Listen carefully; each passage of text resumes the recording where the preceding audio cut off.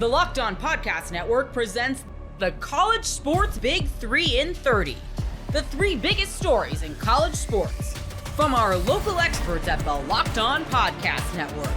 We bring you the real story, why it matters, what's next, who wins the big game, and more, all in 30 minutes. The College Sports Big 3 in 30 starts now with the biggest story in college sports. Derik Queen wins it for the Terps.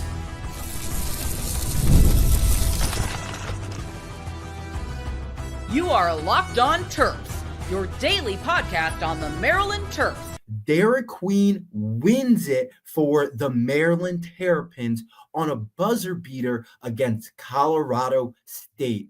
I know you guys all just got a chance to watch the game. I've obviously just finished watching it like you guys.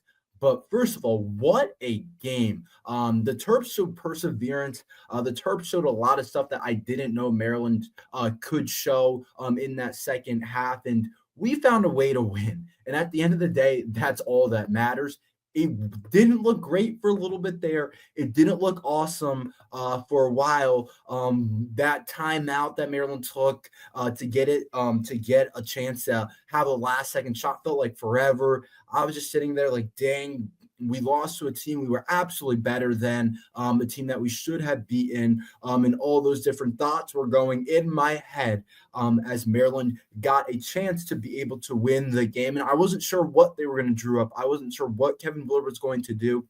I thought in my head, it was like, it might have to go to one of the guards because the basketball might be too far away from the hoops to allow for the Terps to be able to get a shot off for either Queen or Reese. But I thought Kevin Willard did a really good job of drawing up a play. Not even really a play, just give your best guy the ball and say, go win the game. I thought Colorado State may have made a mistake by not at least trying to double. Like they probably could have helped a little bit more off of Rodney Rice in the corner. But let me tell you, Derik Queen hitting that shot solidifies his legacy as a Terp. And even if Maryland loses next round, I don't really want to talk about next round too much, but whatever happens next round, if you hit a shot like that to send the Terps to a Sweet 16 after a struggling type of game where it's a fader, and I'm watching the game with my friends and we were talking about it, and it was like, I don't know how he got that shot to go off the glass like that. It just didn't seem like he had the angle, didn't seem like he was going to be able to hit it. But sometimes special players make special plays, and that's exactly what Derik Queen did. But I thought Kevin Willard, don't overcomplicate it. Let's not try and draw something weird up. Let's not try and do something fancy. Let's just give it to our best player. And that's what I love to do at the end of games. You let your best player take that last shot. And Derik Queen had been our best player in that game, and he's been our best player all season. And the Big Ten Freshman of the Year showed why he's the Big Ten Freshman of the Year. And honestly, so impressed with that kid being able to hit that shot. And that's by far the moment of the season. I think everybody would agree and say that that's the moment of the season. Those don't come very often. Those don't happen that much. You don't get too many moments like that in March Madness, and those different things to be able to hit shots like that. It was really impressive for Derik Queen and the Terps to be able to pull that off and be able to win that game. Really awesome for Maryland basketball. But we advance. Survive and advance. It's the dance. And to be honest, Maryland got the juices flowing for the tournament. It feels like the tournament hasn't been boring, I don't want to say, but a lot of outsider perspectives have kind of been like, this has been one of the drier tournaments. There's not a ton of upsets, not a ton of late game type of stuff. But this was the first one where it's like, that's a huge game. And I'm glad Maryland was in it. I'm glad Maryland was able to have us be on the good side of it. And I know what I was saying during the game was, dang, another loss where we lose on the buzzer beater. Like, is that fifth loss? 5 straight losses on a buzzer beater, or on a game-winning shot like that. I guess that wouldn't be considered a buzzer beater with the 3 that they made. So I guess it wouldn't fall in that category, but it felt pretty close to that kind of being a last-second shot for Colorado State. When the guy hit that 3, I was like, dang, it is going to be tough to be able to do it. And what did I say early on? I said a couple of keys Maryland basketball was going to have early on going into March, and pretty much they all, two of the three that I talked about came out. I said, one, you're going to have to be better late in games. There's going to be a game if you want to. I said if Maryland wants to make a Final Four run, which they are very capable of doing, and I think they're still very capable of doing. You have a really tough Florida team next, but I said if you want to be able to do that, you got to be able to figure out some of this late game stuff.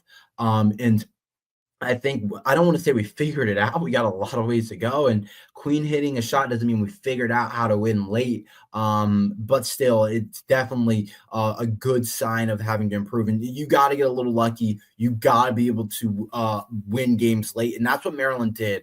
They were down big for a lot of, not big, but we were down for a lot of the game, it felt like, and we got back in it. We took a lead at the point, but Colorado State came back with a little run, and under 3 minutes, Maryland had to really claw their way to win that game. Had a 9-0 run late, and I said you got to figure out how to win games late, and that Maryland team kind of felt like a reverse of what we've been all season when we've taken losses. We've been a team that kind of played like Colorado State, played a good game the entire time, played a really solid game plan, but ended up just not getting it done, not executing down the stretch. But instead it was the opposite for Maryland. I said that's one of the keys. You're going to have to figure out how to win games late in March. We know there's crazy moments. We know weird stuff happens. We know we're supposed to win that game by what? Was the spread 8.5 or 7.5? But that's not how it's going to go. It's never going to be that easy. So you know stuff is going to be weird. You got to figure out a way to win games late. And sometimes that's really tough to do. But that was my next point was I said, Derik Queen is the key for Maryland basketball this tournament. I almost said this exactly. Like, I'm pretty sure you guys can go back and watch the video. I kind of want to pull up the clip. I was talking about Derik Queen being the key for Maryland basketball. I think it was my first segment, so it should be one of the titles of the recent videos. I said, to making a late run, Derik Queen is definitely the key for Maryland basketball. Obviously, we have a balanced lineup. Obviously, we have a lot of guys that are going to do things well. But eventually, you're going to need a guy to either get you 25 points to get you to the next round, which we might need next time we play against Florida in the Sweet 16, or you're going to need a guy that hits a shot late in the game that he's not really supposed to make. And that was a shot Derik Queen wasn't really supposed to make. Also our leading scorer on the day. So I've been saying that he's the key to this whole thing. You're going to need a guy that can hit a shot late, a guy that can have a special play. And to me, that was always going to be Derik Queen. I love the other guys on our team, but that's kind of the star. That's kind of the brand right now. When people think of Maryland basketball that aren't like your hardcore Maryland basketball fans or hardcore college basketball fans, no offense to the rest of the guys, they're not thinking of Jacoby Gillespie. They're not thinking of Rodney Rice or Celton McGill. They think Derik Queen right now, and there's a reason for that. Obviously, we know that those other guys are really good players, but there's a reason that they think Derik Queen when it comes to this thing, because he's a special type of player. And March Madness, to me, is about special players making special plays. No matter what team you're on, no matter what seed you have, it doesn't matter. If you're a guy that can step up in a big moment and make a special play, then you're going to be able to do that. So I thought that was really cool to be able to see Maryland's Derik Queen make a play late for Maryland basketball after really being on the wrong side of these buzzer beaters for a while now. So it was really nice to be able to see it for Maryland. And you advanced to the Sweet 16. And I said it, in order for it to be a successful tournament for Maryland basketball, they had to get to at least the Sweet 16.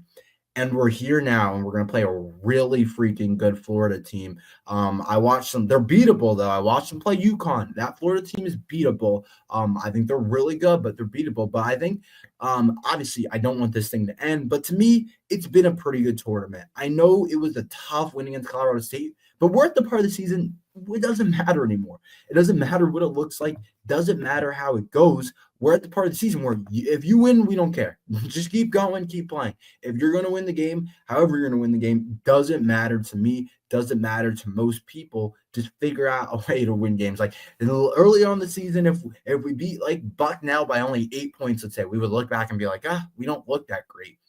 That's the thing of the past. Don't really matter anymore. But honestly, such a cool win for Maryland basketball. And I got to say, credit to Colorado State, man. I thought Maryland was the better team for sure, but Colorado State put up a really good effort. They had some really good players, and they outplayed us. They did with the talent that they had compared to the talent that we had. They outplayed us, and I think that's fair to say. They had the better game plan. They had the better overall kind of game, but Maryland just had a better player. And they had the best player. I thought Maryland arguably could have had the best player on the court today. You could say the Clifford kid for Colorado State, but just for Derik Queen to hit that shot late, just the importance of that shot was just really big for Maryland basketball. And he literally saved the season. Doesn't make it, our season's done. I'm sitting over here talking about an upset, and now it's really awesome for me because I get another week to talk about Maryland basketball and what I think Maryland basketball can another game with Florida and how we can do that. And so I'm excited for that. But what a win for Maryland basketball and Derik Queen. Game winner. Really awesome. March Madness is here, and FanDuel is giving you the chance to get in on the action like never before. Right now, new customers can get $200 in bonus bets when your first $5 bet wins. That's 200 extra bucks to use on everything from buzzer beaters to Cinderella stories and even who's cutting down the nets. With tournament games happening almost every day, there's always something exciting to bet on. The FanDuel app is simple to use, and when I win, I get paid instantly. No waiting around. You can check out some NBA lines like the battle in Brooklyn tonight. The Nets and the Mavericks face off. Okay, not the best game, but come on, it's sports. According to FanDuel, Dallas 1-point road favorite in this one. No Luka, no Kyrie. But yeah, yikes. FanDuel.com. Get in on the college hoop action all tournament long. The Florida Gators are headed to the Sweet 16 to face the Maryland Terrapins on Thursday. You are Locked On Gators, your daily podcast on the Florida Gators. The Florida Gators are headed to the Sweet 16 to face Maryland, and we're going to talk about that. But first, we're going to talk about the UConn game and some things that Florida can or can't fix. And look, this game against UConn, I get it. You won. I'm happy for the victory. But when we're talking about having championship aspirations, games like that is what ends your season, or what end your season. Games like that are what end your season. Getting out-hustled in every way. Making just crazy decisions, like the Walter Clayton Jr. behind-the-head pass that he did multiple times, and it worked sometimes, and then 2 times he turned it over on it, and, well, that's one time too many on a tricky pass to turn it over. It's like, all right, you did it once there, it didn't work. Let's just cut it. Of course, incredible clutch moments, incredible clutch shooting by Walter Clayton Jr. It was just one hell of a game. Took years off my life. We talked about this yesterday in the live show. I was like, it took years off my life. Like that game was incredible. UConn played a fantastic game. And I think there's a couple misconceptions here when we talk about UConn. Florida was a much better team than UConn, right? UConn is still a good team. Florida's a much better team than UConn. Also, this is not the same UConn from last year. I understand they're back-to-back champs, but not really. This is a different team. They're different players. This is not the same UConn. This is an 8-seed UConn. This is not last year when everybody knew, hey, UConn's probably the best team in the country. This year, UConn was an 8-seed. UConn was unranked going into the tournament. That's what we're talking about. And that team just took you to the wire. I mean, yes, you only won by 2 points, but really, I'll be fair and I'll say, hey, you really won by 5, sure. Sorry if you had Florida minus 2.5. That was a bad beat. But Florida just that was a rough game, right? Offense looked lethargic for most of the game, really.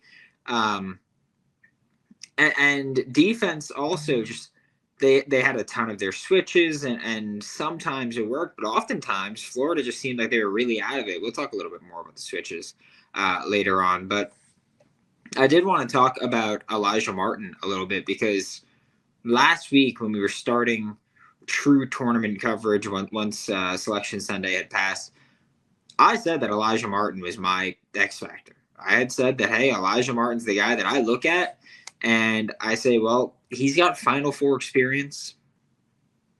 The best perimeter defender on the team, arguably the best just defender on the team. Provides a pretty consistent scoring output and makes some game-changing plays, right? Transitional plays. So he was my X factor, and boy, was he. I mean, you lose that game if he doesn't play as lights out as he did in the first half. Second half slowed down, but that's also because guess what? The rest of the team actually showed up in the second half after that. So when I look at Florida against UConn, I look at a team that Florida was outplayed. Florida was out hustled. Florida was out everything except outshot, which, again, gets you the result that you want in the sense that you win the game. So it gets you what you want to get to. It gets you where you want to go. It gets you all of that. However, I am a process-oriented person. Todd Golden is also a process-oriented person, and I would imagine that he's not going to be super thrilled with the performance for a lot of the game. Because, again, if UConn didn't have, by the way, an uncharacteristically poor shooting day, but UConn had an uncharacteristically poor shooting day, if they shot even their averages, they win that game. Okay? There were quite a few UConn players who shot worse than usual, especially from three. And look, UConn had a fantastic game plan. I don't think that every team has the roster capable of executing that game plan, but I do think that the teams that are really good defensively, I do think that they're going to say, hey, this is going to be our approach, right? We're going to play physical with them. We're going to press up on their threes. We're going to just try to stick the ball handlers. And then on offense, we're going to, a lot of motion, a lot of screens, causing a lot of switches, and then we'll attack our mismatches. And what they can do, what UConn did, what many teams have done before, and what we've talked about for a long time on this show, is Florida will switch, and they're content with their switches, and that's fine. But sometimes the switch really, really, really puts them in a rough spot where it could take, Alex Condon to the top of the key, and then there's no one down there to rebound. That was a brutal game in terms of actually boxing out and getting to the ball. I was very frustrated at certain points. I know that there was one stretch where Will Richard just drove me nuts. Specifically the play where he was driving by the baseline, went up, thought he got fouled. Ball got hit out, ball hit him, and then ball went out of bounds. And he was foul baiting, right? He got touched, and he was like, oh, God, oh, what happened? And he did all that, and the ball ended up being out on him, so it was UConn's ball. Tight game where every possession mattered, every possession counted, and stuff like that just drives me nuts. And I don't care about if UConn scored or not after. I don't care if Florida got the ball back, forced a turnover, got the ball back, and scored right after. I don't care about any of that. Because, again, I'm talking about just in terms of did you play well? The answer is for a large portion of the game, no. No other way to put it. They turned the ball over so many times. They had one point, it was 5 turnovers in the first 5 minutes.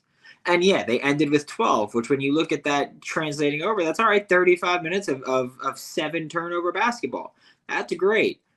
Sure, I'll give you that. I'm not going to fight you on that. I'll give you that.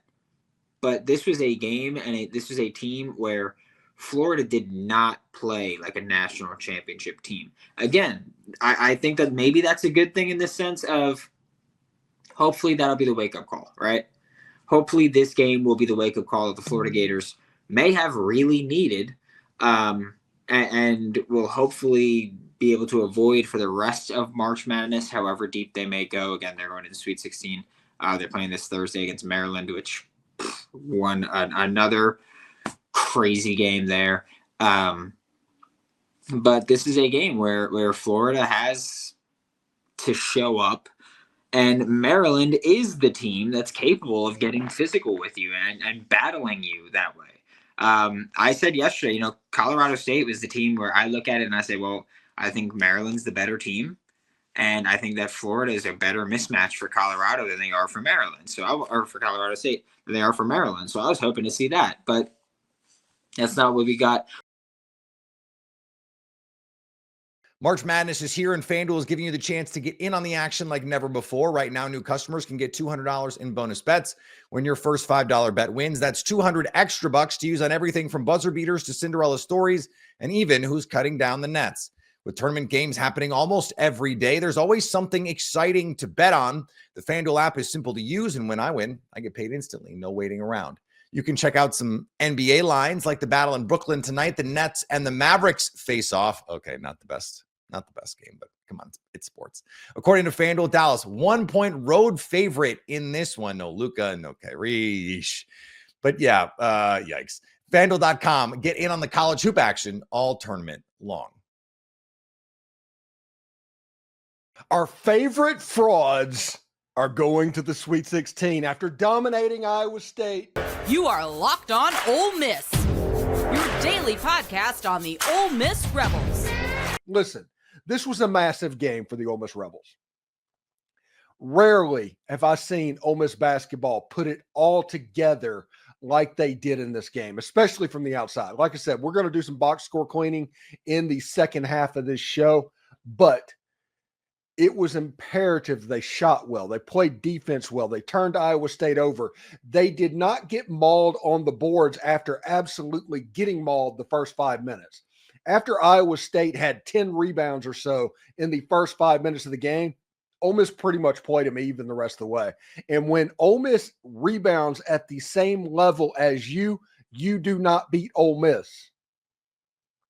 Period. You cannot beat this Ole Miss basketball team unless you maul them on the boards.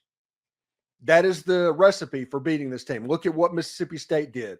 Look at how Texas A&M was able to come back in that game. Whenever Ole Miss lost games, they lost games in the front court, and Iowa State had a really good front court. This is one of the reasons I am so excited about this game and what happened. Iowa State had a good front court. They are a team that should have taken advantage of this Ole Miss roster. We had a crossover with Nick Marvetts from Locked On Cyclones. And I told him, I said, hey, this Iowa State team reminds me a lot of the Tennessee Volunteers. And I think we are going to see something similar to what Ole Miss did to Tennessee to Iowa State. Now, he told me he wasn't worried about it at all, and that's fine. It is absolutely okay to have confidence in your team. I'm not mad at Nick, and it's not like he pulled a Tim Doyle and called Ole Miss frauds. Again, we'll talk about that in a little bit.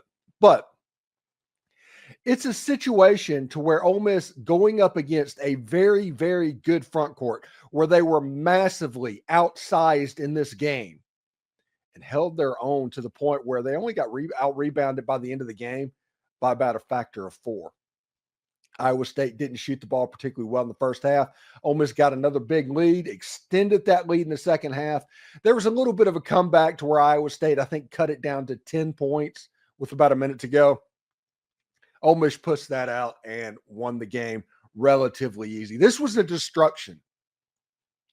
The last time that Ole Miss went to the Sweet 16, it needed a shot by Jason Harrison at the very end of the game, inside of a minute, to secure that win over the Notre Dame Fighting Irish. I remember that game.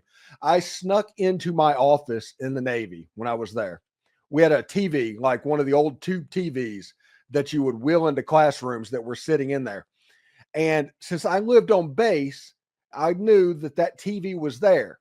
And I wanted to watch the Ole Miss Notre Dame game and all those tournament games on that big TV with nobody to bother me and nothing going on. It was basically the whole office to myself.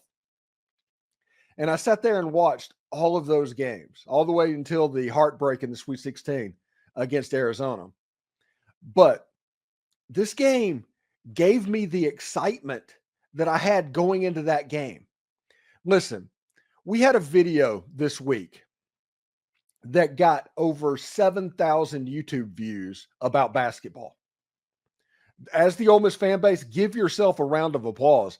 That doesn't happen. That is because of the excitement level that Keith Carter and Chris Beard and Coach Yo have brought to the Ole Miss fan base. Keith Carter is absolutely the man in the state of Mississippi athletics-wise right now. The man. Whatever Keith Carter wants, give it to him, because whatever the coaches want, Keith Carter's giving it to them. We need to pay it forward with Keith Carter because he is going to be a hot topic of people looking for athletic directors coming up. Both teams in the Sweet 16. Both of them. All right, let's do a little box score cleaning up before we get to your comments, because honestly, we should spend about the last 15 minutes of this show celebrating what was the biggest basketball day in Ole Miss basketball history. I mean, there's just no other way. Other people like Blue Bloods, Kentucky, and North Carolina are probably laughing at this. Ole Miss fans are having a really, really good day. So box score wise, Ole Miss beat Iowa State 91-78. And look at these shooting percentages. It's absolutely insane. Ole Miss shot 58.2% from the field, 11 of 19 from three-point range, only turned the ball over 8 times. The rebounding battle, they kept it close at 29. Did have 21 fouls on the day, but that was okay because Iowa State was not hitting free throws. It felt like that was strategic. Iowa State didn't shoot poorly, 48.2%, but they shot terrible in the first half. And a lot of their shots that were being made were at the end of the game that kind of got that shooting percentage up. They were 8 of 22 from three-point range. Again, a lot of that was at the end of the game.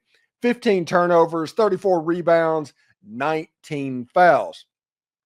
Ole Miss was paced by Sean Padula, had 20 points, 3 of 8 on three-point. He was 5 of 6 from the line, 6 of 13 overall, had 2 rebounds, 8 assists, 4 steals in the game.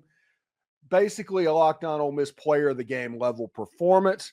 Second on the list was Jamin Brakefield, 6 of 8 shooting, 2 for 2 from 3, 5 for 5 from the line, 2 rebounds, 2 steals. He did turn the ball over 3 times, but we forgive him for that. 19 points. Next up is Malik Dia, who had 18 points. Listen, these are awesome double-digit numbers. Had 8 rebounds, 2 steals himself. Only had 1 turnover, 2 of 2 from three-point range, and he was important, stunning the momentum for Iowa State in this game. Iowa State got in that early little spurt to where they were up like 13-8. It was Malik Dia that started that 19-2 run that kind of allowed Ole Miss to take over the game. So Malik Dia had a big role in that. Matthew Morrell played really well, 3 for 3 from three-point range. And when he's shooting the ball well, it's lights out. It's Katie bar the door. Dre Davis did not play particularly well this game. Offensively, only had 4 points, ended up fouling out. But he was active on the defensive end, had 2 assists as well. And he also had 5 rebounds on the game. Eduardo Clafty, Davin Barnes played as well. Ole Miss played 8 players in this game and made it all the way through, and now they have advanced to face the Michigan State Spartans. We're going to try and hook up with the Locked On Michigan State person to have a crossover about Wednesday. Tonight, we are going to have Tim Thomas on, so tune in for that, and he'll talk about what he's seeing about the game, as we are expectedly all March Madness all the time right now on the channel. And this is really cool. Right before my surgery, I do want to say thank you to Chris Beard, the basketball team, for making this very good, because I'm so busy right now, I don't even have time to think about what is going on. Again, Ole Miss, a 91-78 win in this game. We're going to go to the chat and talk, as we're going to take about 20 minutes to celebrate, because this was the biggest day in Ole Miss basketball history. And it's not over on either account. The men's go to the Sweet 16 to face the Michigan State Spartans in Atlanta. And then you have Ole Miss taking on UCLA. I think that is that in Spokane or Seattle? It's somewhere in the Northwest. But that is a big game for them as well.